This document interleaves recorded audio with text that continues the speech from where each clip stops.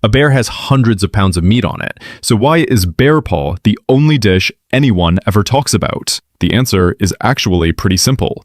The rest of the bear tastes awful, and the paw itself isn't much better. Anyone who's tried it will tell you that bear meat is tough, stringy, and has a strong, gamey odor. So why the obsession with the paw? It's not because of the taste.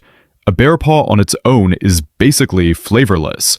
Its only desirable quality is that it's full of collagen, which, after an eternity of cooking, gives it a soft, gelatinous texture. To make it edible, ancient chefs had to perform a ridiculously complex ritual. It was boiled and stewed multiple times just to clean it and remove the smell. Then, it was slow braised for hours in a super rich broth made from a dozen other expensive ingredients like chicken, duck, ham, and scallops. Let's be honest, with that kind of preparation, you could make a leather shoe taste delicious. The paw itself is just a texture. The flavor comes from the broth it's cooked in.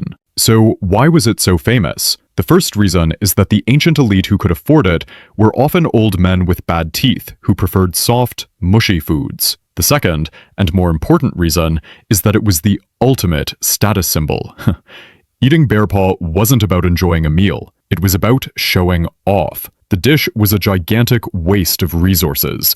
It took over 16 hours to cook, which required a massive amount of firewood, an incredibly precious commodity in the ancient world. The ingredients for the broth alone were a feast in themselves, and getting the paw in the first place was extremely dangerous, often costing the lives of several hunters. So, when a nobleman served bear paw, he was sending a message. I am so rich and powerful, I can afford to waste all this time, fuel, and human life on a single appetizer.